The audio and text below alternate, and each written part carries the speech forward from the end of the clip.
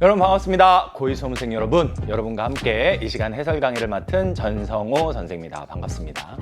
그전에도 같이 봤던 친구들도 있고 할 거예요. 이번 시간, 한 시간을 통해서 여러분들과 앞으로 어떻게 보면 여러분들이 이 모의고사 점수 자체보다는 앞으로 한국지리라는 과목을 고3 때 할지 말지, 혹은 뭐 그냥 고2 때 했던 것에 대한 자기가 얼마나 지금 실력이 완성된지 뭐 이런 거를 체크해보는 시간이라 생각이 듭니다. 그래서 이 전체적인 문항 해설들을 하면서 선생님이 여러분들이 나중에 고3 때도 쓸 수 있는 그런 어떤 실전용 개념들을 조금 가르쳐 드리도록 할게요. 그러니까 너무 여러분들 맞고 틀렸다 이런 거 채점은 이미 다 했잖아, 그치?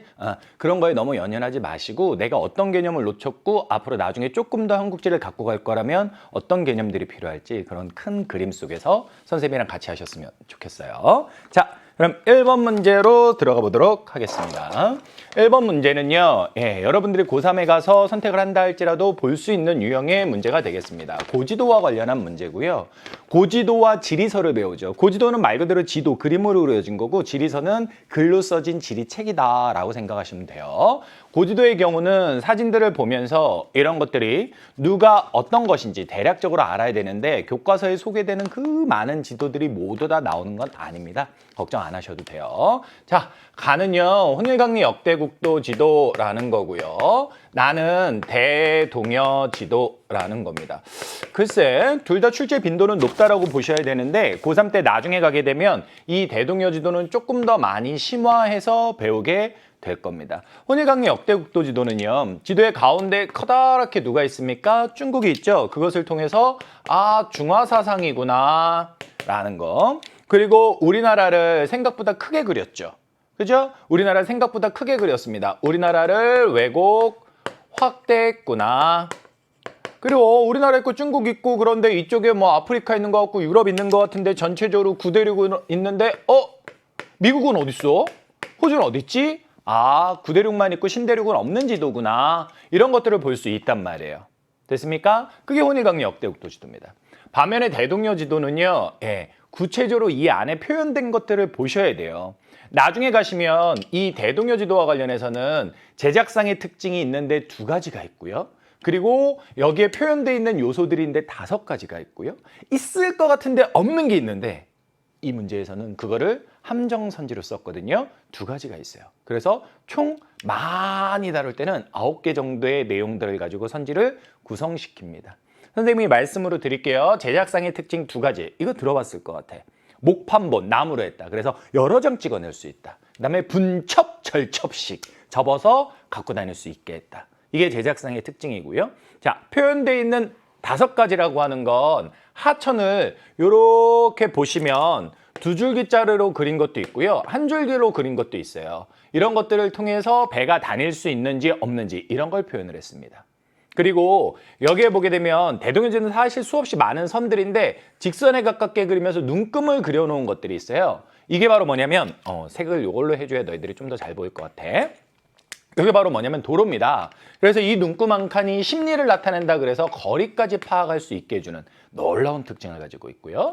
3번째는 물줄기뿐만 아니라 산줄기도 이렇게 선으로 연결해서 어디가 연결됐네, 끊겼네. 그리고 예를 들어 선의 두께나 이런 것들을 통해서 어디가 좀 더 높구나 낮구나 이런 것들을 보여준다라는 거죠. 그게 3번째고요. 4번째는요. 여기에는 없는데 보통 이렇게 오른쪽 아래쪽에 지도표 이렇게 해서 어떤 기호들을 써줄 때가 있어요. 여기에도 보면 뭐 네모나 동그라미나 이런 게 있거든요. 다 나름의 의미가 있거든요. 그런 것들을 활용해서 표현한 바가 있고요. 그리고 여기 지도표에도 없지만 이 지도 속엔 존재하는데 이렇게 많은 점선들이 있습니다. 이런 점선들은 행정 경계를 보여주는 것들이에요.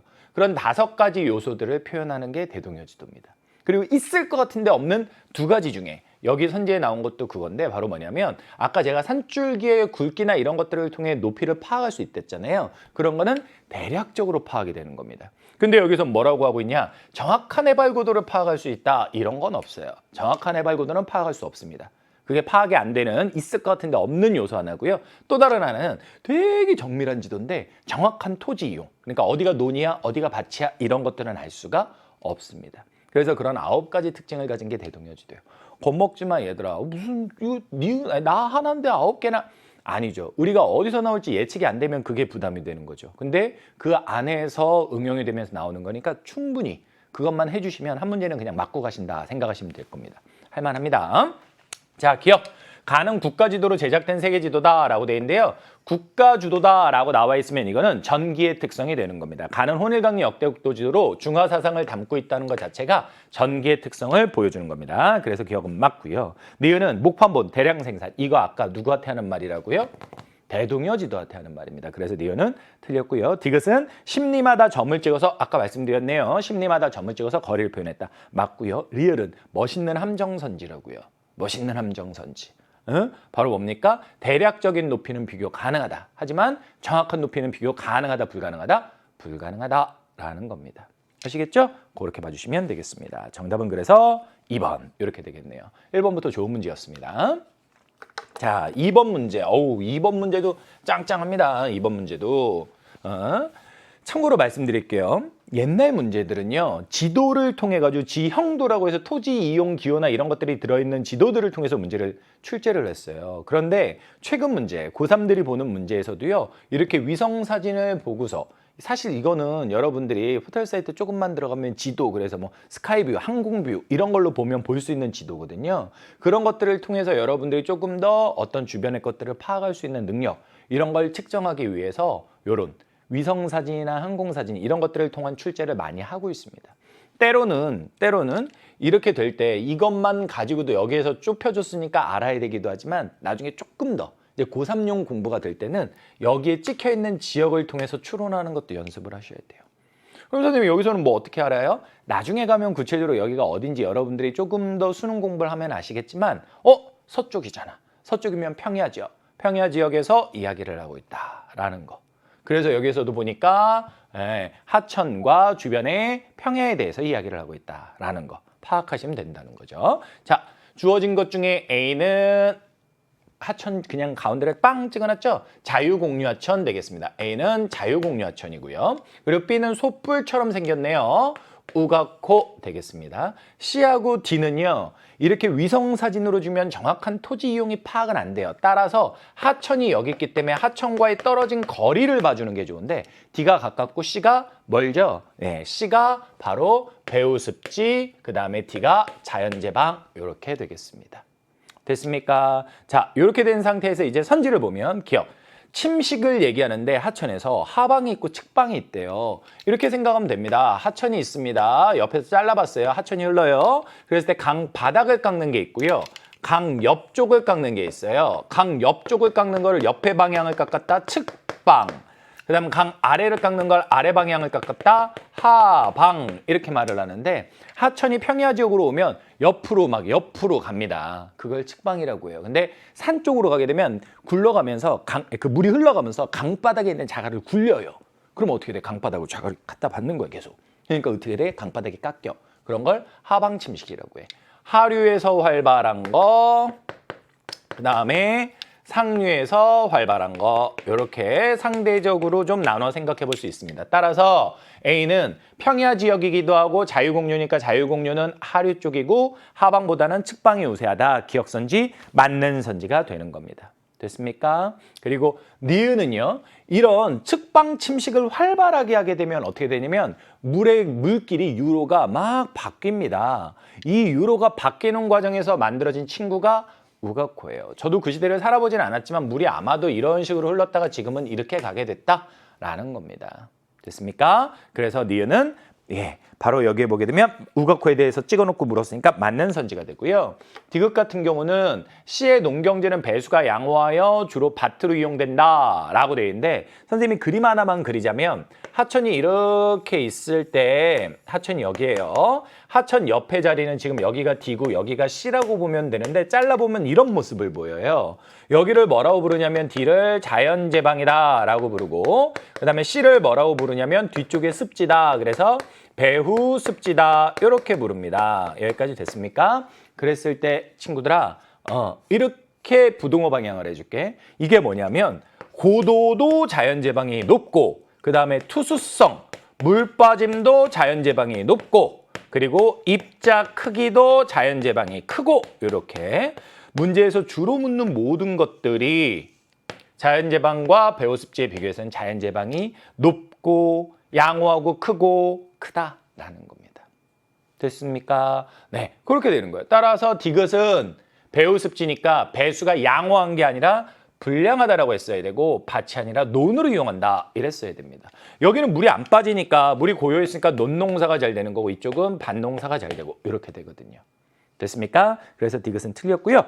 리을은 선생님이 입자 크기 누가 더 크다고? D가 더 크다고. 근데 리을에서 D에 점토와 미림 물질이 있대. 아니요. 모래나 이런 게 있습니다. 그래서 리을도 틀렸네요. 디귿하고 리을이 틀렸으니까 정답은 1번 이렇게 가겠습니다.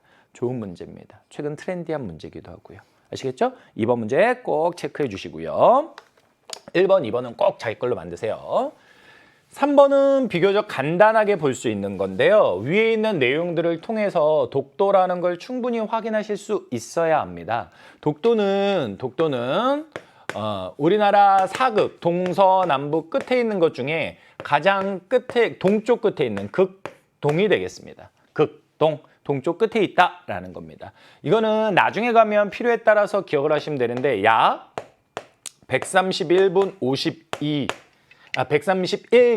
52분 이스트라고 있는데 대략적으로 132도의 동경을 가지고 있다. 이것을 통해서 독도를 다른 문제를 풀 때는 찾으시면 되는 거예요. 자, 독도는 화산 활동으로 만들어진 섬이 맞습니다.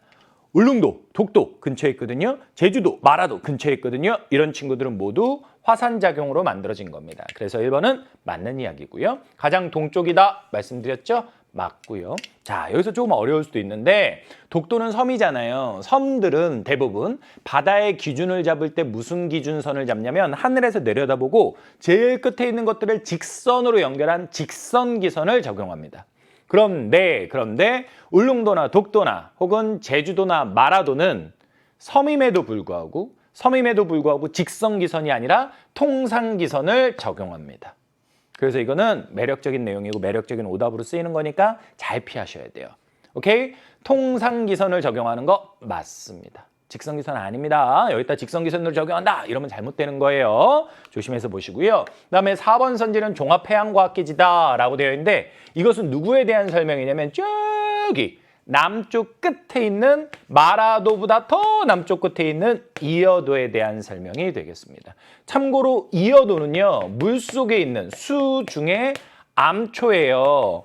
그래서 어떤 육지가 혹은 섬이 아니기 때문에 이것은 우리나라의 영토로 말하지는 않습니다. 실제로 독도를 고를 적에 이런 식의 경도를 통해서 고르듯 예를 들어 남쪽 끝이다 이런 걸 고를 때는 남쪽 끝을 마라도라고 하는데 위도를 남쪽 끝이니까 위도를 통해서 골라요. 그랬을 때 33도 N 이렇게 고릅니다. 근데 이어도는 참고하는 겁니다. 위도가 32도 정도예요. 그러니까 우리나라 영토의 범위 중에 가장 남쪽 끝이라고 하는 마라도보다 더 아래쪽에 가 있는 겁니다. 이 친구는 우리나라 영토는 아니다라는 거고요. 5번 조경수역이라는 건 따뜻한 물과 차가운 물이 만난다는 건데 독도 주변의 바다에서 펼쳐지는 겁니다. 오케이, 그렇게 되는 겁니다. 어떤 친구가 그러더라고. 선생님 조경수역은 밀물하고 썰물이 만나는 거 아니에요? 아니지, 그건 아니지. 그건 갯벌이지. 그렇지? 조경수역은 따뜻한 물과 차가운 물이 만나는 거야. 오케이? 그렇게 구분해서 봐주시면 좋겠습니다. 3번은 그냥 간단히 보는 거. 안 나온다는 아니에요. 그렇지만 1번, 2번은 그냥 이 문제 떼다가 고3 문제에 넣어도 조금 뭐 쉽거나 아니면 적당한 난이도를 갖는 문제가 되는데 3번은 그냥 선지 중에 몇 개가 쓰일 수 있는 정도지 3번이 단독으로 나오긴 어렵다. 그런 말씀입니다. 자, 4번 문제. 4번 문제로 가봅시다. 4번 문제는 고3이 돼서도 이 자료가 나오면, 이 내용이 나오면 여러분들이 되게 힘들어할 만한 내용입니다. 암석과 관련한 거예요. 암석과 관련한 거. 나중에 이제 고3이 돼서 한국지를 선택하는 친구들을 위한 팁으로 말씀드리자면 암석과 관련한 건 그 암석이 어느 시기에 만들어졌는지 그리고 어떤 과정을 통해서 만들어졌는지 그리고 여러분들 어느 지형단원에서 어떤 지형과 관련해서 배우는지 이런 것들을 좀 잘 정리해 주실 필요가 있을 것 같아요. 자, 가는요. 시멘트 공업의 원료로 쓰인다. 탄산칼슘이다. 산호나 조개 껍데기다. 퇴적되어 형성되었다. 이게 형성 과정입니다. 이런 걸 설명하고 있는데 이 친구는 바로 석회석 또는 석회암에 대한 이야기고요. 나는요. 암석이 지하 깊은 곳에서 열과 압력을 받아 변성됐대요. 그래서 공원이나 정원에 조경에 많이 활용된다는데 그래서라고 말씀드렸는데 왜 그러냐면 이게 변성을 받으면서 눌려가지고 돌에 무늬가 생겨요. 그런 것들이 무늬가 아름다우니까 조경할 때, 아름다운 정원을 꾸밀 때 쓰는 겁니다. 됐습니까? 그런 거고 이 친구는 변성암이라고도 불리는데 우리나라에서 가장 많은 거는 편마암이라는 암석입니다. 오케이? 그리고 다는요. 화산과 관련해가지고 만들어졌다라고 되어 있는데 화산과 관련해서 만들어진 건 좀 이따 부연 설명해 드릴게요. 두 종류가 있습니다. 하고 파고든 것도 있고 여기서처럼 분출된 것도 있어요. 제주도에 가면 구멍 빵빵 뚫린 돌담이나 도라루방의 돌 그런 것들이 재료가 된답니다. 바로 누구냐면 현무암 이렇게 되겠습니다. 그렇게 해서 정답은 그냥 1번으로 가시면 되는 거예요. 근데 이게 워낙 고3 때 나와도 어려운 주제랬잖아요. 그래서 선생님이 간단하게만 조금 화면을 옮겨서 이쪽으로 옮겨서 필기를 좀 해드리면 형성 시기별로 암석을 배열을 하는 건 여러분들 나중에 고3 갈 때도 아우 진짜 막 어려워 무슨 돌이야 막 이러지 말라고 선생님이 말을 해주는 거야. 형성 시기와 관련한 건 간단해요. 가장 오래된 시기를 시원생대, 그 다음을 고생대, 중생대, 신생대라고 하는데 시원생대 때 가장 대표적인 암석은 방금 전에 배웠던 나와 관련된 편마암이에요. 가장 오래된 거예요. 그럼 이때 돌이 그대로 남아있을 리가 없죠. 다 변했죠. 변성암이고요. 그 다음에 고생대를 대표하는 암석이 바로 가와 관련된 석회암이 되겠고요. 중생대를 대표하는 암석은 화강암이에요. 하고 땅속에서 마그마가 굳어서 만들어진 거. 그리고 신생대를 대표하는 암석은 대표적으로 현무암이 있고요. 여러분들 고3 가서도 공부하실 때 한국지를 만약에 선택을 하게 되면 그리고 남은 기간 동안 한국지를 선택하면서 이 부분을 해야 된다면 겁먹지 말고 일단은 4개부터 먼저 시기와 관련해서 암기를 해주세요. 그리고 이런 것들에다가 선생님이 괄호를 치고 형성 과정과 관련한 내용을 좀 써드리면 편마암은 성격이 변해서 만들어진 거라 변성암이라고 불러요. 여러분들이 암석을 공부하고자 할 때 어려운 이유 중에 하나가 제가 써낸 빨간색이 핵심적인 골조거든요. 근데 이런 하얀색으로 이름들이 똑같은 건데 다른 방식으로 표현한 것들 그런 것들이 나오게 되면 얘네들을 다 따로따로 노는 것처럼 느껴지니까 지식을 진짜 많이 필요로 하는구나 이렇게 스트레스를 받는 거예요. 근데 그게 아니라는 거지. 성격이 변해서 만들어졌다 변성암 그게 편마암이고 석회암은 아까 쌓여서 만들어졌댔죠. 퇴적암이고요. 화강암과 현무암은 좀 어렵지만 들어두세요. 화강암은 마그마가 관입 하고 들어가서 만들어진 거고 현무암은 뻥 하고 분출해서 만들어진 건데 이 두 가지를 합해서 어려운 말로는 화산이 형성시킨 암석이다. 그래서 화성암 이렇게 말하기도 합니다. 제가 흰색으로 밑에 써드린 부분 색 구분을 위해서 써드렸고 한데 가장 어려운 부분이에요. 근데 가장 중요한 건 기본적으로 빨간색으로 써드린 거니까 그것들 정도는 자기 걸로 확실히 만들어주세요. 아시겠죠? 이거만 하면 돼. 그러니까 있잖아.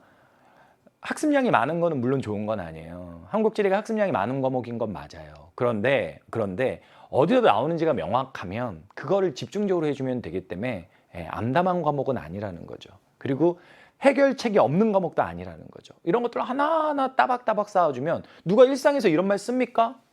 선생님 전원주택에 사는데 전원주택에 조경 있는데 그거 보면서 일로 와봐 얘들아 이거 편마음이야 이런 말 안 합니다. 딸들한테도 안 하고 아들한테도 안 해요. 막중이는 알아들을 수도 없어. 14개월이라 막 이거만 해. 그냥 안 해요. 일상에서 안 쓰는 말이라는 거야. 그러니까 어려운 거야. 근데 정확히 말하면 어려운 게 아니라 안 쓰니까 낯선 거지. 그치? 근데 낯선 건 어떻게 하면 자꾸 보면 익숙해진다 정도로 그러면 그리고 그것들이 낯선 사람과 그렇지 않은 사람의 차이를 벌려주는 거고 이런 것들 해주시면 돼요. 오케이? 그런 것들 해주시면 되고요. 자, 다음 문제로 넘어갈게요. 다음 문제로 넘어가면 5번 문제인데 5번 문제는요. 해안당구, 고위평탄면 나중에 가면 이런 것들도 지형도로 좀 골라줄 수 있는 연습도 하셔야 돼요. 근데 지금은 그냥 딱 줬는데 단구, 높은 데 계단처럼 있죠. 근데 여러분들이 믿길지 모르겠지만 이게 과거에 이렇게 과거에 해수면이 있었대요. 과거에 해수면이 이렇게 있었는데 이렇게 물이 지금 내려온 거예요. 또는 물 밖으로 땅이 드러난 거죠. 그죠? 네, 이런 걸 뭐라고 합니까? 지반이 융기했다. 솟아올랐다. 땅이 솟아올랐다. 이렇게 말을 하는 겁니다. 고위평탄면 높은 데에 있는 평평한 땅이에요. 솟아올라가서 만들어졌다는 거죠. 그래서 두 지형의 공통적인 작용은 융기 되겠습니다. 융기와 관련한 걸 그냥 단순하게 암기를 하려면 선생님들은 앞잡다서 뭐 고단감, 단강고 이래요. 단구, 고위평탄면 이렇게. 그거는 이제 단편적으로 그냥 외울 때 그렇게 외우는 거고, 이걸 원리적으로 이해할 때는 높은 곳에 있다 떠올리시면 돼요. 솟아올랐으니까 높은 곳에 있는 거죠. 그죠? 바다보다 높은 데 있고요. 그리고 높은 산에 있고요. 융기지형 이렇게 되겠습니다. 됐지? 그렇게 5번 문제 살펴봐 주시면 되겠고요. 다음 장으로 넘어갈까요? 6번 문제 되겠습니다. 선생님은 이번 20문제를 풀면서 모든 거를 다 설명을 합니다. 근데 좀 지형 단원에 대해서 좀 꼼꼼하게 설명을 드리려고 마음을 먹고 왔어요. 왜냐하면 고3 때도 만약에 수능으로 한국지를 하는 친구들은 이 지형 단원이 문제 개수는 수능 문제로는 4문제인데 학습량이 진짜 어마어마해요. 3분의 1 정도를 차지해요. 그래서 그것들을 고2 때 좀 따박따박 자신감 없지 않을 정도로만 해두면 고3 때 진짜 3분의 1을 그냥 깔아두고 시작하는 거니까 얼마나 앞서갈 수 있습니까? 선생님이 그런 장기적 안목에서 좀 지형 단원 문제들을 꼼꼼히 설명하는 거니까 이해하시고 그것에 맞춰서 좀 따라주시면 좋을 것 같아요. 자, 6번 문제 볼게요. 6번 문제 지역조사와 관련한 문제인데 이런 문제도 고3 때 그대로 내도 상관이 없을 정도로 좋은 문제입니다. 자, 얘네들은 보면서 곧바로 갈게요. 기억선지에서 뭐라고 하고 있냐? 지리정보 중에 공간정보래요. 이런 게 공간정보라는 건 위치를 나타내는 거예요. 근데 여기 보면 외국인의 수지, 외국인이 어딨다라는 위치 이런 거 아니잖아요. 그러니까 기억은 틀린 거고요. 니은은요, 인터넷으로 지도를 보면 종이지도에 비해서 확대와 축소가 용이하대요. 그치? 종이지도는 뭐 작게 그려, 크게 그려 이거 안 되지만 인터넷 지도 같은 경우 확대했다, 축소했다 이런 거 되는 거잖아. 그러니까 니은 선지는 맞는 선지고요. 자, 디귿 선지. 디귿 선지는 뭐라고 하고 있냐? 디귿이 뭔가 하고 봤더니 외국인을 대상으로 만족도를 조사한대요. 그러면 그런 것들을 하기 위해서는 설문이나 면담을 해야 된대. 설문은 뭐야? 자, 몇 점인지 써주세요. 이렇게 하는 거고, 면담은 어땠어요? 직접 물어보면서 기록하는 거죠. 네, 충분히 가능한 활동인 것 같고요. 리얼 선지. 리얼 선지가 이제 조금 여러분들한테 어려울 수도 있을 것 같은데 리얼 선지는 뭐라고 얘기하고 있냐? 지역 내 동별 외국인의 비율을 나타냈대요. 지금 리얼 선지가 가장 어려운 선지입니다. 자, 외국인의 비율을 나타냈다라고 하는데 이거는 정답적으로 말을 하면 단계 구분도라는 지도가 있어요. 통계 지도 중에. 이게 가장 좋아요. 근데 단계 구분도와 관련한 걸 문제에서 내기에는 고3용으로도 사실은 좀 부담이 됩니다. 그러니까 이 리얼 선지는 정답을 요구했다기보다는 그냥 확실한 오답으로 갖고 이 리얼 선지에서 오답인 친구가 어떤 특성을 갖고 있는지를 아는 게 더 중요할 것 같은데 그게 바로 뭐냐면 유선도입니다. 참고로 이거는 고3들이 9월 달에 봤던 평가원의 그것도 1번 문제에 핵심적인 함정으로 쓰였던 것과 유사한 거거든요. 유선도라는 건 유자가 있을 유자가 아니라 흐를 유자예요. 그래서 어떤 흐름, 어떤 지리적 현상의 이동과 관련된 것들, 이런 것들을 보여주는 요소로 쓰는 겁니다. 근데 외국인의 비율, 이건 움직임은 아니잖아요. 그렇지? 어디가 많다 적다라는 순위를 표현하기 좋은 거지. 그래서 순위를 표현할 때는 단계 구분도가 좋은 거고 유선도라는 건 흐름을 보여주는 용도다라는 거예요. 그래서 이 리을을 정확히 뭘로 표현하는 게 좋을까요? 이거 파악은 여러분들 쉽지 않았다라고 보는데 적어도 리을이 유선도니까 유선도는 아니지 이렇게 지워줄 수 있게끔 하셨으면 좋겠습니다. 그래서 정답은 니은 디귿이 들어간 3번 이렇게 되겠습니다. 6번 문제는 여기서 조금만 선지 더 가다듬으면 곧바로 고3 문제가 됩니다. 지금 상태로도 나쁘지 않아요. 그렇게 봐주시면 되겠고요.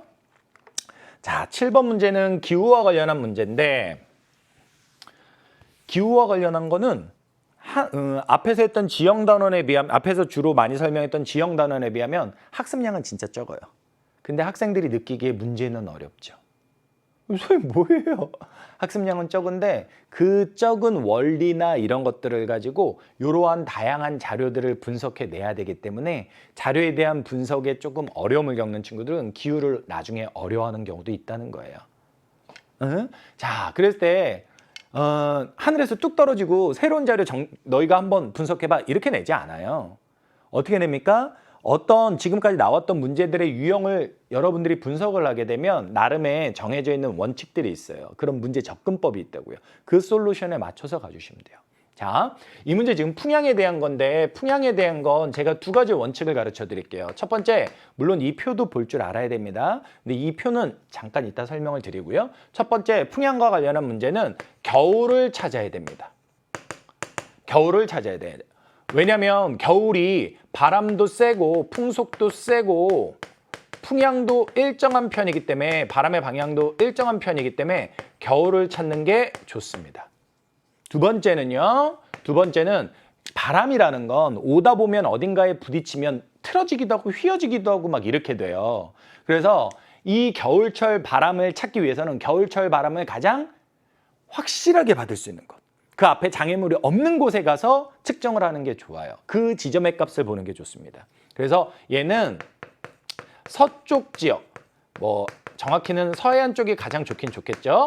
여기를 우선하는 게 좋습니다. 왜냐하면 겨울바람은 북서풍이 많이 불어오는데 그 북서풍을 그대로 받아주고 육지 산이나 이런 거에 의해서 풍향이 달라지지 않는 곳은 서쪽 바닷가니까 서쪽을 봐주는 게 좋다는 겁니다. 이 두 가지 원칙을 지키시면 돼요. 그리고 여기에 있는 거는 이 자료는 바람장미라고 불리는 건데 예를 들어서 지금 여기 나와 있는 그림으로 할까요? 뭐 이 그림이라고 해봅시다. 그럼 이렇게 플러스 기호 같은 십자가 기호 같은 걸 그으세요. 그래서 지금 보게 되면 이쪽 가운데를 기준으로 왼쪽 위쪽으로 튀어나갔죠. 또는 오른쪽 아래쪽으로 튀어나갔죠. 그렇게 되면 이거는 왼쪽 위쪽 왼쪽이니까 서쪽이고 위쪽이니까 북쪽 그래서 북서쪽에서 바람이 많이 불어온다. 라는 걸 알려주는 겁니다. 이쪽이 많다 그러면 이거는 반대로 이렇게 남동 쪽에서 많이 불어온다. 이런 걸 알려주는 거예요. 이렇게 어느 쪽으로 튀어나갔는지 가운데 교차하게 만들어서 그 방향이 바람이 많이 불어오는 곳이다. 라는 거죠. 여기까지 됐습니까? 자, 그럼 여기를 보겠습니다. 이렇게 지역들인데 서쪽을 보는 게 좋댔으니까 목포를 일단 주목해 보겠습니다. 겨울을 찾는 게 좋다라고 했는데 겨울 같은 경우는 북서쪽에서 바람이 많이 불어온댔죠. 그러니까 이렇게 그어보고 이렇게 그어봤더니 요거는 북서쪽에서 불어오는 게 맞네요. 근데 요거는요 북서쪽이라기보다는 남쪽에서 많이 불어왔죠. 그러니까 이 친구가 겨울이 되는 거고 그러니까 여기서는 1월이겠네요. 1월이 되는 거고 이 친구는 7월이 되는 거고 이렇게 연결이 되는 겁니다. 되셨죠? 요 원칙을 지켜주시면 돼요. 우리는 겨울을 찾으러 간다. 겨울바람을 세게 맞는 서쪽 지역을 우선한다. 이렇게 봐주시면 됩니다. 자, 그럼 선지 1번 보겠습니다. 월 강수량. 이건 경험적으로 아시죠? 여름에 많이 오겠죠. 그죠? 가가 1월 겨울이었으니까 틀렸고요. 2번 선지. 월 평균 기온이 겨울에 높다. 예. 여러분들 합리적인 상식을 믿겠습니다. 3번은요. 빙과류. 빙과류가 뭐야? 얼음 과자. 기가 막히게 좋아하는데. 내가 좋아하는 상품도 있는데. 말하면 NG야. 아무튼 빙과류 그런 거예요. 얼음 과자. 맛있는데. 가가 여름 되겠습니다. 4번은 난방용 에너지. 따뜻한 거. 추워. 따뜻한 거. 난 호빵도 좋아하는데 아무튼 그건 난방용은 아닌데 난방용 에너지 이런 것들 겨울과 관련한 거죠. 나는 7월이니까 틀렸네요. 그래서 정답은 몇 번이 되겠습니까? 5번인데요. 북태평양 기단이라고 나와 있잖아요. 나중에 기단이라는 걸 공부하시게 될 텐데 일단 기본적으로 두 개는 상식적으로 알아두세요. 시베리아 기단이 하나가 있고요. 북태평양 기단이 하나가 있어요. 시베리아 기단은 겨울에 관련된 거. 그리고 북태평양 기단은 여름에 관련된 거. 따라서 나가 7월이니까 여름이고 여름에 겨울보다 북태평양 기단의 영향을 우세하게 받는다. 이 말이 맞는 선지가 되겠습니다. 됐습니까? 7번과 관련한 문제는요. 선지들을 여러분들이 쉽게 봤지만 여기서 선지들이 조금 더 어려워지면 고3 문제가 되는 거예요. 아시겠죠? 네, 그렇게 봐주면 되겠고요. 자, 8번 문제. 8번 문제의 가와 관련된 건 이번에 고3에도 나온 거야, 얘들아. 여러분들 그러니까 고3 문제 풀 수 있어요. 자, 지형과 관련해가지고 나와 있는데 여기에 신비의 바닷길 축제라고 되어 있는데 이게 있으려면 일단 얘들아 바다가 열린다라고 했잖아요. 상식적으로 생각해 보세요. 갑자기 땅이 솟아올 일은 없죠. 그럼 이거는 뭐냐면 물이 빠진다는 거예요. 이거는 밀물 썰물이 있는 지역이고요. 신비의 바닷길 축제라는 건 지형적으로 육계 사주라고 해서 이쪽이 육지로 보이고요. 저 멀리 섬이 저쪽이 섬이겠죠? 섬이 있으면 그걸 연결해주는 모래 기둥이 놓여 있는 겁니다. 그 위를 물이 빠질 때 걸어가는 겁니다. 이거 어디에 있냐면 전남 진도, 울돌목으로 유명한, 그리고 이순신 장군의 명량대첩으로 유명한 그쪽이거든요. 진도 여기 있는 겁니다. 맞습니다. 그겁니다. 진돗개 그걸로 유명한데 그쪽이 되고요. 그다음에 이거는 한탄강이라는 지명을 준 거예요. 한탄강이라는 지명을 줬습니다. 한탄강이라는 게 여러 어원이 있는데 그 중에 하나가 한, 많다, 탄, 여울. 여울이라고 해서 물살이 빠른데 그게 많은 곳을 한탄강이라고도 한답니다. 이거 뭐 뭉쳐야 찬다라는 프로그램이 있습니다. 거기에 보면 선수들이 여기 가서 하고 폭포 뛰어내리고 막 이런 거 했어요. 뛰어내리고 막 이런 거 했습니다. 서울 가장 근처에서 래프팅을 할 수 있는 데입니다. 이게 2010년이죠. 어우 진짜 오래됐다. 그전에는 서울 근처에 래프팅을 할 수 있는 곳이 어디냐 골라봐라 라는 문제로 고3 문제로도 나왔던 겁니다. 아시겠죠? 그렇게 됩니다. 한탄강이라는 지명을 알고 위치를 알면 그냥 자연스럽게 해결이 됩니다. 이 친구 B였고요. A였고요. 세계 지질공원이다 라고 되어 있는데 세계 우리나라 유일의 자연유산인 곳이기도 하죠. 바로 제주도가 되겠습니다. 이렇게 각각 순서대로 연결해 주시면 정답은 2번 되겠네요. 됐습니까? 이런 것들을 고3 때 가면 해안지형에서 배우는 거고요. 그리고 화산지형에서 배우고요. 사실 이거는 화산지형에서 따로 배우진 않아요. 그냥 남는 걸로 가거나 아니면 상식적 차원에서 좀 들어두거나 그런 거죠. 뭐 세계 지질공원은 괄호쳐서 배울 수는 있습니다. 하지만 화산지형에서 왜 세계 지질공원에 대해서 뭐 이런 것까지 하지는 않는다 그 말씀인 거예요. 그렇게 봐주시면 되겠습니다. 8번 문제도 좋은 문제였고요. 9번 문제는 선생님이 아까 뭐라고 했어요? 학습량은 지형 단원이 진짜 많은데 나중에 문제 풀 때 기후 문제를 어려워할 수도 있다라고 말씀드렸죠. 9번 같은 스타일이 그런 스타일이에요. 이 9번 문제는 어떻게 푸는지 그 특성을 정확히 이해하시고 잘 봐주셔야 돼요. 왜냐하면 그 방식대로 공부를 하셔야 나중에 왜 이렇게 드문드문지워. 자, 그 방식대로 공부를 하셔야 나중에 여러분들이 제대로 된 방향으로 그리고 공부한 만큼의 점수로 이어지게끔 그렇게 될 수가 있습니다. 자, 이런 겁니다. 결론적으로 말씀드릴게요. 여기 최난월 기온, 여름 기온이 있고요. 여기 연강 수량이 있는데 기온은요. 원리적으로 여러분들이 이해하시고 그것들을 추론할 수 있게끔 비교하는 연습을 할 수 있게끔 해주셔야 돼요. 근데 연강수는요. 우리가 뭐 산이 있으면 산에 부딪혀서 비를 뿌린다라고 하는데 이거는 원리적으로는 그게 맞아요. 근데 문제를 풀 때 그런 원리만으로는 풀 수가 없어요. 그래서 이 친구는요. 원리를 이해하는 것까지는 좋지만 문제를 풀기 위한 용도로 쓸 때는 암기를, 필요한 것들을 암기를 해주셔야 됩니다. 그리고 선생님의 경우는 이것들을 이제 여러분들한테 나중에 암기를 시켜드릴 때 구체적인 막 숫자보다는 상대적인 순위, 여기서도 순위를 배열시키지 상대적인 순위들을 이렇게 묶어서 한 5개 지역 정도로, 5개 정도의 그룹으로 말씀을 드릴 거예요. 왜냐면 그렇게 안 하면 강수 문제 맞출 수가 없어요. 올 여름에 진짜 비 많이 왔잖아요. 전 이제 전원주택에 살면서 애기들 막 코로나 때문에 못 나가니까 막 수영장 만들어줬단 말이에요. 막 수영장에서 이끼가 자라. 비 예보가 그 정도 아니어가지고 했는데 비가 계속 내리니까 막 이끼가 자라. 이거 뺄 수도 없고 뭐 할 수도 없고. 아 진짜 원망 많이 했어.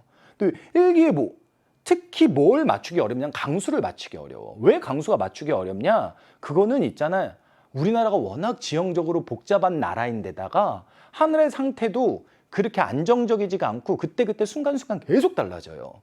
그 두 가지, 복잡한 지형과 그리고 그때그때 달라지는 하늘 이 두 가지가 결합하면 강수는 정말로 여러분 그런 경험 있지 않아요? 동네에서 여기 비 오는데 여기 좀 괜찮고 막 그런 진짜 믿을 수 없는 경험을 하게 됩니다.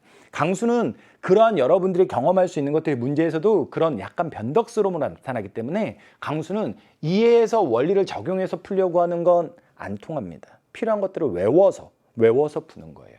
아시겠죠? 자, 그러면 여기 나와 있는 지역들은 과연 중요한 지역들이냐? 중요합니다. 이 친구 어디냐면 대관령입니다. 야, 나는 대관령이 좋아. 대관령이에요. 이 친구 어디냐? 대구예요. 이 친구 어디냐? 제주도의 남쪽 서귀포입니다. 됐습니까? 이 친구들은 모두 다 여러분들이 나중에 기본적으로 알아야 되는 지역이고요. 이 지역은요. 우리나라의 어마어마한 최다우지급에 들어가요. 한 2등 정도까지 갑니다. 그리고 이 친구는요, 남한의 소우지, 비가 적은 지역이에요. 대관령도요, 3손가락, 4손가락 안에 들어가는, 그냥 넉넉하게 하자. 5손가락 안에 들어가는 최다우지입니다. 사실 그래서 이 문제에서 여기에서 가나다 위치를 이렇게 배열을 안 해줬으면 얘들아, 대관령하고 서귀포를 아마 여러분들 수준에서는 순서를 배열하는 게 너무너무 어려울 거예요. 연강수량이. 하지만 분명한 건 대구가 아래에 있어야 한다. 이건 분명한 겁니다. 됐습니까? 그러면 일단 대구, 나의 B 들어가는 거. 뭐 그렇게 해줄 수 있겠는데? 나의 B 들어가는 거. 됐어요? 자, 그 상태에서 이제 최난월 기온을 보는 거야. 여름 기온이야. 여름은 얘들아 남쪽이 따뜻하겠지? 근데 여러분들을 헷갈리게 할 수 있는 거, 그래서 여러분들이 틀렸을 수도 있는 건 대구가 우리나라에서 어떤 지역이냐면 들어보셨나요? 극서지. 가장 더운 기록을 가지고 있는 데입니다. 막 진짜 펄펄 끓어가지고 낮에 40도까지 찍은 적이 있는 데야. 근데 그래서 그러면 대구가 가장 여름에 덥겠네요 라고 하면 답이 없는 거예요. 왜냐면 최난월 기온 1등에다 만약에 대구를 썼다? 여기 대구, 여기 대구 두 개가 만나는 데는 여기인데 여기에 지금 표시된 데가 없잖아. 이건 되게 어려운 내용인데 대구가 극서지라는 건 한 번 더운 기록을 빵 찍었다는 거야. 근데 이렇게 어떤 여름의 기온을 말할 때는 이 앞에 말이 붙어 있지만 평균으로 잡은 거예요. 그러니까 이런 거지. 한 명이 시험을 봤는데 한 과목 100점을 받고 나머지를 다 빵점을 받았대. 어떤 친구는 모두 다 90점을 받았대. 그럼 당연히 평균은 모두 다 90점을 받은 친구가 높겠지. 하지만 가장 높은 점수 몇 점이야? 이렇게 말을 하면 다 90점 받은 친구는 90이 최고지만 100점 받고 나머지 다 빵점 받았어도 100점 한번 찍은 친구는 제일 잘 받은 값이 100이 되는 거야. 그러니까 대구는 그렇게 평균보다 극으로 제일 높게 한번 찍은 기록이 있다. 그래서 극서지인 거야. 조심을 해야 되거든. 근데 여기서는 이제 출제자가 노련하신 거예요. 이런 것까지 지금 고2 친구들한테 요구하기는 어렵다. 그러니까 대구, 강수가 제일 적은 것만 알면 고를 수 있게끔 해드린 겁니다. 그러면 여기에서 여름 기온과 관련한 건 누가 키워드가 되느냐? 대관령이에요. 대관령. 대관령이 그 동네를 홍보하는 문구를 쓸 때 해피 700이란 말을 많이 했어요. 평균 고도가 700m에서 여기 와서 생활하면 행복하다라는 거죠. 왜? 여름에 20도가 안 됩니다. 평균적으로. 그래서 가장 대관령은 여름 기온이 낮은 데다가 배치를 해주시면 돼요. 그럼 여기에 걸릴 수 있는 애는 가니까 가가 A가 되네. 정답은 1번. 이렇게 가는 거죠. 됐습니까? 얘네들은 쉬운 애들이 절대 아니에요. 고3 친구들한테 물어봐도 서귀포하고 대구하고 여름에 누가 더울까? 힘들어할 거고요. 대관령하고 서귀포하고 강수 누가 더 많을까? 이것도 뭐 요건 조금 더 수월하게 할 수는 있지만 이것도 쉽지 않습니다. 근데 그런 것들을 모두 다 섞은 문제고 그중에 일부의 기본적인 것들. 가장 강수 꼴찌인데 기온이 여름에 가장 낮은데 이런 데들을 찾으면 문제의 정답을 구할 수 있게끔 그렇게 구성이 되어 있는 문제가 되겠습니다. 되셨죠? 9번 문제 너무너무 좋은 문제고 이런 문제에 대한 적응력을 높이면 고3 문제 해낼 수 있습니다. 자, 10번 문제로 가겠습니다. 10번 문제는 이제 4단원의 촌락과 관련한 내용들을 보면서 나와 있는 내용들인데요. 이 사진 보니까 또 정겹네. 정겹네요. 안동입니다. 안동의 하회마을 사진이에요. 여기 들어와 있죠. 안동의 하회마을. 하천이 회전해서 나간다. 그래서 하회거든요. 여기는 가장 대표적인 동족마을이라는데 동족촌입니다. 같은 친척들끼리 혈연, 피를 나눈 사람들끼리 모여 사는데요. 그래서 기억은 어떠냐면 맞는 얘기입니다. 자, 니은에 보게 되면 집촌에 해당한대요. 이거는 여러분들은 익숙치 않은데 어른들한테 물어보면 알 얘기를 하나 해주자면 같은 성을 가진 친척끼리 모여 사는 데를 집성촌이다 이렇게도 불러요. 성자만 빼면 집촌 이렇게 돼 있죠. 바로 집촌의 형태예요. 여기에 보게 되면 이 집촌의 형태인 것이 가옥과 경지의 결합도가 높다라고 되어 있는데 별표 치시고요. 왜 집촌일까요? 집촌이라는 건 왜 집촌일까요? 집촌이라는 건 가옥들이 밀집돼 있다라는 거예요. 집들이 모여 있다는 겁니다. 집들끼리 모여 있는 거예요. 그러니까 이 집촌은요. 가옥과 경지, 가옥과 농사지을 땅의 결합도는 낮아요. 집촌의 경우는 산촌과 이제 반대가 될 텐데 집촌이 가진 특징은 가옥과 가옥의 결합도, 접근성은 높습니다. 그러나 가옥과 경지의 결합도는 집들끼리 붙어 있다 보니까 농사지을 땅과는 멀리 떨어져 있어서 결합도가 낮아요. 이거는 고3 때도 쓸 수 있는 어려운 선지입니다. 학생들이 어려워하는 가옥과 가옥인지 아니면 가옥과 경지인지 구분해서 봐주셔야 돼요. 오케이.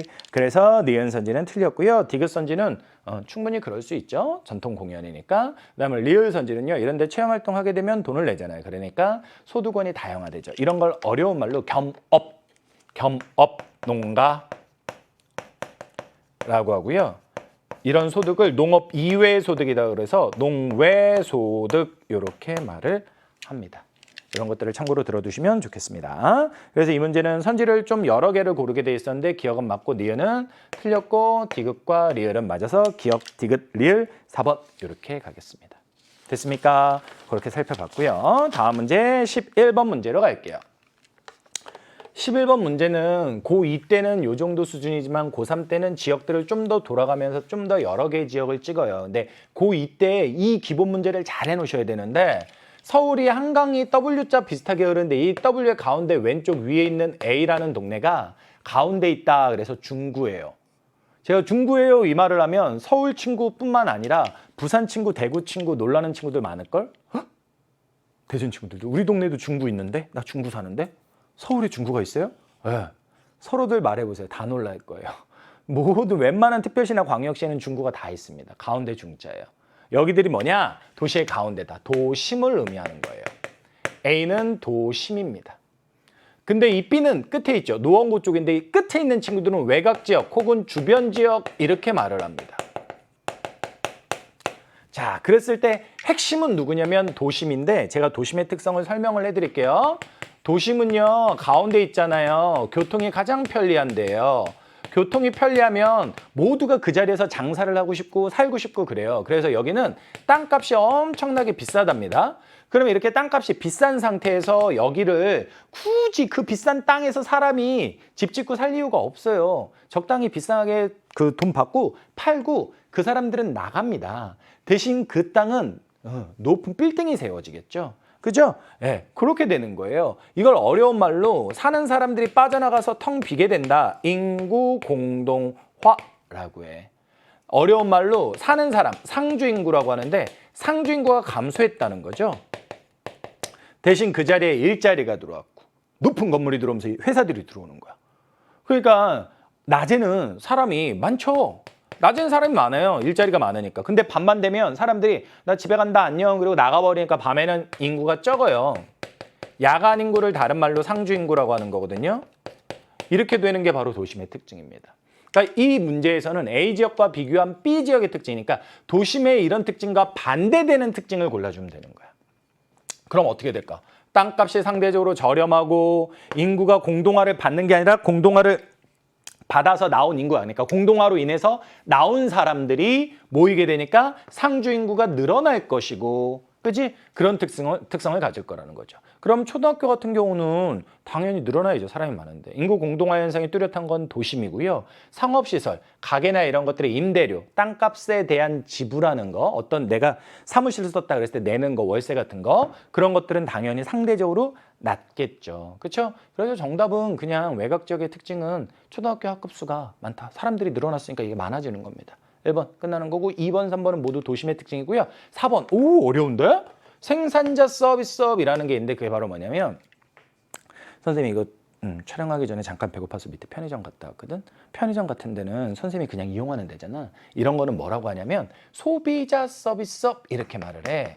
생산자 서비스업이라는 게 있고 소비자 서비스업이라는 게 있는데 편의점이나 아니면 식당이나 이런 거 같은 경우는 선생님이 그냥 편하게 이용하는데 그런 것들 개인이 주로 이용할 수 있는 것들은 소비자 서비스업이고요.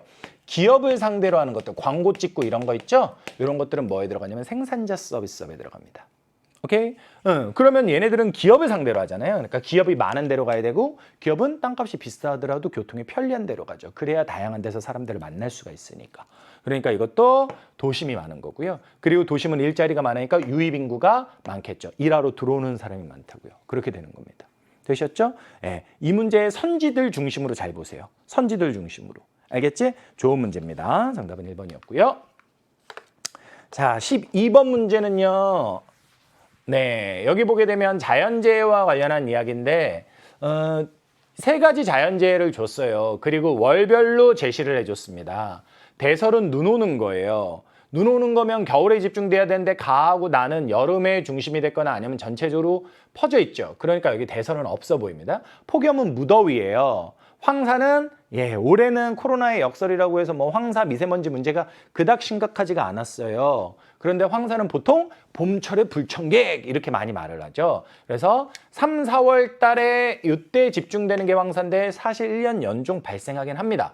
가가 황사고요. 그리고 한여름에 집중돼 있는 이 친구가 폭염, 무더위 이렇게 되겠습니다. 마스크 써라 황사고요. 염화칼슘 뿌렸다 눈과 관련한 대설, 폭설과 관련한 내용이고요. 통풍이 잘 된다 무더위와 관련한 게 되겠죠. 그래서 정답을 골라주시면 2번 이렇게 가면 되겠습니다. 되셨죠? 고3 때도 자연재해는 많이 나옵니다. 근데 고3 때 다루는 자연재해들은 이 친구들에 비해서 상대적으로 누가 많이 나오냐면 대설은 고3 때도 잘 나오고요. 호우하고 태풍 이런 게 좀 더 잘 나와요. 그리고 지진 뭐 이런 것들 그런 것들이 등장합니다. 자, 13번 문제. 13번 문제는 이 문제는 역시 선지가 너무너무 좋아요. 선지가 너무너무 좋습니다. 그러니까 제가 총평 때 말씀드립니다만 고2 때 핵심은 개념이에요. 고2 때 핵심은 점수가 아니라 개념입니다. 점수가 설령 안 나와도 저는 자료가 뭔지 몰라서 못했어요. 못 풀었어요. 이 친구들은 괜찮아요. 근데 설명 듣고 알겠어요. 그 친구들은 괜찮습니다. 근데 저는 뭐 이거 뭔지는 알았는데 선지가 좀 어렵던데요. 이러면 그런 친구들은 오히려 고3 때 또 고전할 수가 있어요. 왜냐면 고2 시험 문제의 핵심은 자료보다는 선지이기 때문에. 선지들 중심으로 잘 보셔야 되는데 정주간 추위를 이기기 위한 시설입니다. 추위를 이기기 위한 시설. 아주 추운 지역에 발달하는 거예요. 이게 뭐 구체적으로는 북한의 오른쪽 위에 관북 지역이다 그러는데 추운 지역이고요. 대청마루 뻥 튀어서 시원하게 해주는 따뜻한 지역, 더운 지역에 발달하는 겁니다. 그러니까 남부 지역에 발달하는 거죠. 쉽게 생각하면 이 친구는 북쪽에 발달해 있고 이 친구는 남쪽에 발달해 있다 이렇게 생각하면 돼요. 자, 1번 추위, 더위와 관련한 얘기인데 어떻게 영광수를 얘기하냐? 이 정주간이 발달한 관북지역이라는 지도 또 그려야 되네. 우리나라인지 모르면 어떡하지? 이렇게 했는데 관북지역이라고 하는 데가 우리나라에서 비가 되게 적은 지역입니다. 그래서 가가 많다는 건 잘못된 거고요. 반면에 이제 저 친구 더운 대청마루 끼고 있는 건 남쪽 지역을 많이 얘기하는 겁니다. 2번 같은 경우는 가가 북쪽인데 봄꽃이 추운데 빨리 피겠습니까? 말이 안 되죠. 3번 같은 경우는 가가 북쪽인데 태풍은 남쪽에서 올라온단 말이에요. 그래서 남쪽이 피해를 많이 받는 거죠. 4번 같은 경우는 나가 남쪽이니까 겨울 기온도 높겠죠. 그 다음에 5번 같은 경우는 나가 남쪽이니까 첫설이 따뜻하니까 서리가 늦게 내리겠죠. 그래서 첫설이 늦게 나타난다. 맞는 거죠. 정답은 몇 번? 5번 이렇게 되겠습니다. 선지 너무너무 좋아 얘들아. 자료의 종류만 좀 바꿔지면 곧바로 고3 문제도 이대로 갈 수도 있지만 선지 너무너무 좋습니다. 살펴보셔야 되고요. 14번 문제는요. 해안지형과 관련한 문제인데 그냥 단면도, 교과서적인 단면도 가지고 준 문제입니다. A는 약간 들어가 있는 곳에 호수가 있죠. 바닷가에. 이런 녀석은 석호라고 부릅니다. 석호. B란 녀석은 섬이 있는데 점점점으로 연결됐죠. 6계도예요. 앞쪽 문제에서 바닷길 축제 얘기했을 때 그 바닷길이 6개 사주에 해당하고 앞에가 6계도 이렇게 됩니다. 그리고 C는 모래사장, 사빈이고요. D는 시스텍, 시아치 뭐 이런 암석해안이 되겠습니다.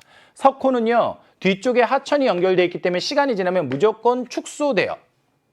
그리고 의리한 얘기, B는 사주가 성장해서 육지와 연결됐다. 육계도 육계사주에 대한 정확한 설명이고요. 병은 모래사장 가서 해수욕장으로 이용하죠. 그러니까 을과 병이 맞는 얘기. 정답은 3번 되겠고요. 암석해안, 딱 봐도 튀어났잖아. 파도는 이렇게 갑니다. 파도는. 그러니까 분산되는 곳이 아니라 집중되는 곳에 있다. 이렇게 해주셔야 되겠습니다. 14번 문제 그렇게 살펴봐 주시면 되겠고요. 15번 문제. 15번 문제는 그냥 이거는 어렵게 생각하려면 한도 끝도 없거든요. 간단하게 생각하세요. 일단 충청권의 어디다라고 얘기하는데 너무 부담 갖지 마시고 차분하게 들어봅시다. 자, 일단 쉽게 생각해 봅시다. 백화점이 있어요. 선생님이 아까 갔던 편의점이 있어요. 주변에 백화점의 개수가 많아요? 편의점의 개수가 많아요? 편의점이 많죠. 규모가 작은 게 개수가 많은 겁니다. 이해됐습니까? 그럼 여기에서 A와 B는 하나가 의원이고 하나가 종합병원이래요. 그럼 개수가 많은 게 작은 의원이 되겠죠.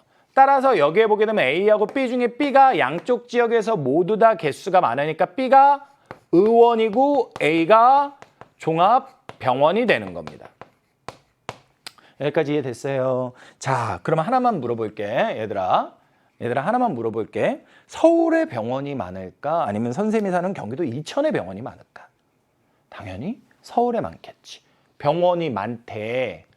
가가 나보다 큰 도시다라는 거야. 뭐 구체적으로 뭔지 모르더라도. 됐습니까? 그렇게 되는 겁니다. 그러니까 큰 도시에는 중심지 그 기능이 다양하다. 어려운 말이고요. 쉽게 풀었으면 큰 도시에는 백화점도 많고 편의점도 많고 병원도 많고 학교도 많다. 그 말입니다. 되셨어요? 1번, 가가 큰 도시라니까요. 2번, 중심지 기능이 다양하다. 제가 어려운 말인데요 라고 하면서 설명드렸죠. 중심지 기능이 다양하다는 건 병원도 여러 개, 학교도 여러 개, 가게도 여러 개란 얘기예요. 근데 나가 작으니까 다양할 수 없습니다. 선생님이 경기도 이천 산다고 했을 때 친해지면 친구들이 선생님 이천에 뭐 있어요? 물어봐. 가끔 자존심이 상해. 없어서. 다 없진 않아. 다 없진 않는데 그거를 없다라고 설명해야 되는 게 슬플 때도 있는 거야. 얘들아, 작은 데가 기능이 어떻다? 단순하다. 오케이? 작은 데가 중심지 기능이 단순하고 큰 데가 다양하다. 그다음에 3번, 작은 곳이 배우지. 배우지란 말 어렵지. 배우지는 영향을 받는 범위야. 큰 도시가 영향권이 넓겠지. 그러니까 나가 작다라고 했으니까 이 말은 틀렸고요. 4번은 A가 종합병원이었잖아요. 그러니까 종합병원은 개수가 얼마 안 되니까 종합병원은 가려면 멀리서 이동하는 사람들이 많겠죠. 그래서 정답은 4번 이렇게 되겠습니다. 5번은 종합병원에 하루 방문객이 많겠어요? 의원에 많겠어요? 종합병원이죠. 그렇게 보시면 되겠습니다. 이 문제도 좋은 문제입니다. 그리고 15번 문제는 고3 때 그대로 내도요. 학생들이 잘 이해를 못해요. 여러분들 지금 듣고 이해했으면 여러분들 고3으로 월반하셔도 돼요.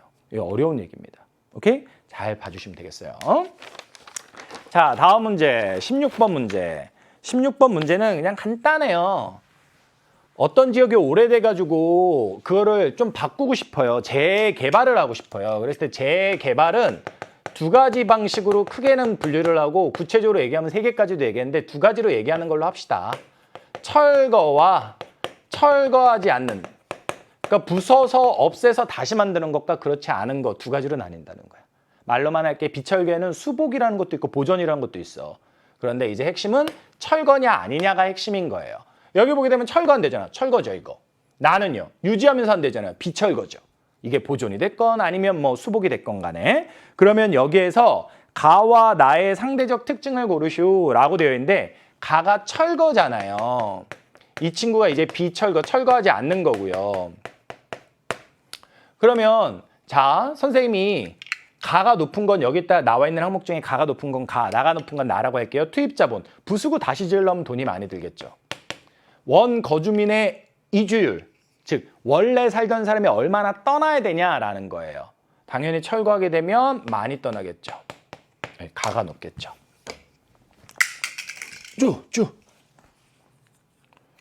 가가 높은 겁니다.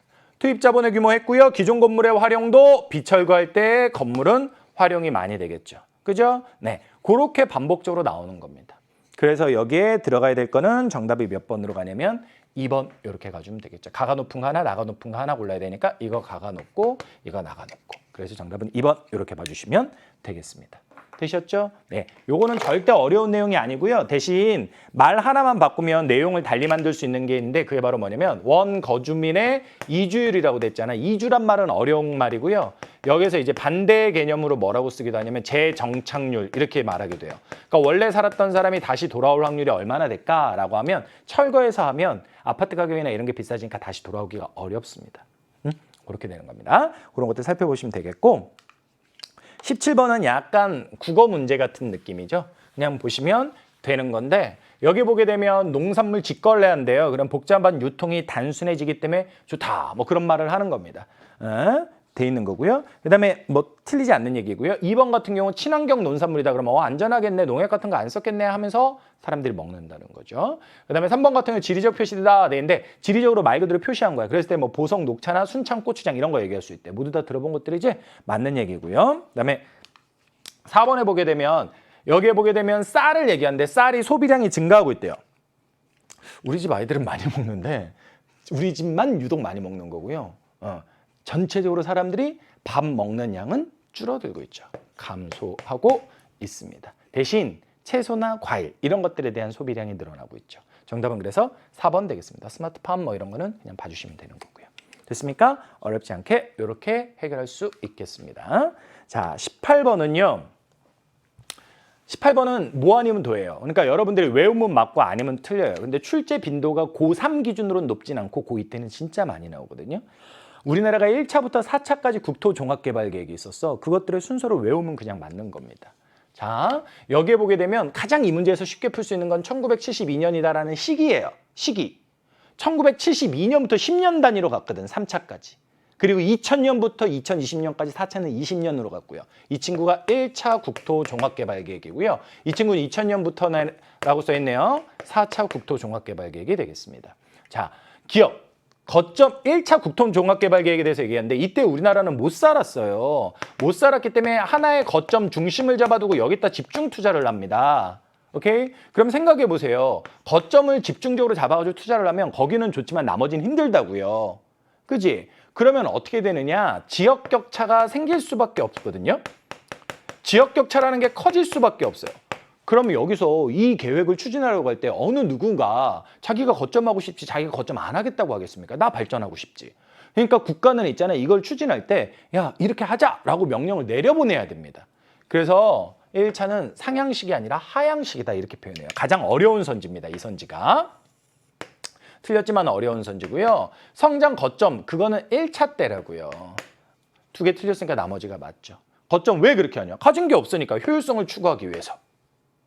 그리고 균형개발인데 이 나와 관련한 게 균형개발인데 균형개발하려면 어떤 게 좋냐? 주민이 참여를 한다는 거죠. 의견을 이렇게 명령을 내려보내는 게 하향식이랬죠. 그럼 여기 써 있는 상향식은 뭐냐면 이렇게 해주세요, 이렇게 해주세요 올리는 거란 말이야. 주민이 참여를 한다는 거죠. 그래서 정답은 디귿하고 리얼이 맞으면서 5번 이렇게 가시면 되겠습니다. 됐습니까? 자, 19번 문제는 신재생에너지와 관련한 건데 신재생 고3 때도 잘 나옵니다. 잘 나오는데 조력, 태양, 풍력이 있다고 돼 있잖아요. 조력은 딱 한 지역에만 있어요. 경기도의 안산에 시와호라는 데 한 군데만 있습니다. 딴 데 없습니다. 태양광은 소금으로 유명한 전남 지역 그리고 사과로 유명한 경북 지역 이쪽에 많이 발달해 있어요. 이 친구가 태양이고요. 풍력은요. 바람 많이 불어. 선생님 제주도 그렇게 많이 가도 사진이 다 안 나온다. 못생겨서 그런가? 바람이 세가지고. 내 변명이야. 바람이 세가지고 뭔가 안 나와 내 스타일이. 풍력입니다 이거. 제주도 보고 강원도 보시고 가시면 되는 거예요. 선생님 경북은 여기도 있는데요. 전북도 있는데요. 이런 것들도 있긴 있는데 일단은 기본적으로 여러분들이 지금 제가 말씀드리거나 쓴 것들은 앞에서 관련된 내용들을 배우는 것들 그런 것들을 통해서 연상해서 가주시면 편하다고요. 그렇게 가지면 되는 거고 풍력입니다. 조수간만의 차를 이용한다. 이거는 조력 발전에 대한 이야기예요. 조력 발전 없다. 안녕. 니은은요. 일조량이 많은 지역에서 생산이 유리하다. 제가 소금하고 사과 얘기 왜 한 줄 아세요? 소금이 햇빛에 말리는 거니까 해가 필요하고 사과도 해를 잘 받아야 좋은 거예요. 응? 근데 여기에서 이것은 태양광에 대한 이야기인데 나는 태양광이 아니었으니까 이 친구도 틀렸습니다. 그래서 기억하고 니은이 틀렸고 정답은 5번이 되는데 디귿에 뭐라고 돼 있냐? 태양광의 경우 주택에 설치하는 비율이 높다. 그치? 선생님 전원주택 사니까 태양광 설치한 집은 봤는데 아직 풍력 설치한 집은 못 봤어. 내가 왜 온지 아니? 풍력을 설치하려면 프로펠러 길이가 한쪽이 적어도 50m 이상이 나와야 경제성이 나와. 그럼 이거 한 짝 돌리는 집 못 봤어. 양쪽으로 돌리지. 100m. 100m 그런 집 살고 싶은데 100m 정도의 공간을 가진 집 쉽지 않습니다. 합리적이에요. 리을 발전 시 소음이 크다. 우리 동네에 태양광 설치한 데 많댔잖아. 막 지나가다가 이런 소리 안 나요. 풍력은 근처 들어가면 흥 소리가 납니다. 그래서 풍력이 소음이 크다. 맞는 말입니다. 정답은 5번 이렇게 되겠습니다. 좋은 문제야 얘들아. 선지도 좋고 자료는 뭐 좀 더 어려워질 수 있지만 좋습니다. 자, 20번 문제. 아마 20번 문제는 내용을 설명하면 아무것도 아니다 싶을 텐데 이 그래프 보는 걸 되게 어려워할 거예요. 이런 친구들 많아요. 위에 있으면 높은 거 아니에요? 이런 친구들. 근데 안타깝게도 위에 있다고 높은 건 아니고요. 요 폭을 보셔야 돼요. 폭을. 가장 최근 2017년대 기준으로 폭을 보는 겁니다. 그럼 여기서 알 수 있는 건 나가 가장 많고 그 다음이 다고 가가 가장 적다 이걸 알 수 있는 겁니다. 우리나라 화석에너지라고 하면 화석에너지는 석유, 석탄, 천연가스를 의미하거든요. 이 화석에너지 사용 순서는 어떻게 되냐면 외워야 되는 거예요. 유, 탄, 천, 나머지 거 이렇게 갑니다. 그래서 나가 유, 다가 탄, 가가 천 이렇게 가주는 거야. 됐니? 1번 국내 생산의 대부분을 의존한다. 사실 그런 게 없어요 별로. 그나마 무연탄이 많지만 우리나라에는 그런 게 없습니다. 천연가스는 울산에서 조금 나오는데 의존할 수 있는 수준 아니고요. 냉동 액화 기술 이거는 천연가스에 대한 설명입니다. 따라서 나가 아니라 가에 대한 설명이고요. 수송용 연료로 많이 이용된다. 이거는 석유에 대한 설명입니다. 아버지가 주유소가지 주탄소가지는 않잖아요. 이거 뭐야 이거 타탄 말도 안 되지. 그죠? 4번은 연소시 대기오염물질 배출량이 적다라고 돼 있는데 천연가스가 적은 겁니다. 따라서 가가 적다라고 했으니까 4번은 맞겠네요. 정답은 4번 되겠고요. 상용화, 누가 상업적으로 먼저 이용되기 시작했냐라고 했을 때 가장 오래된 건 석탄이고 그 다음이 석유고 천연가스가 80년대 중후반이니까 가장 나중이 되겠습니다.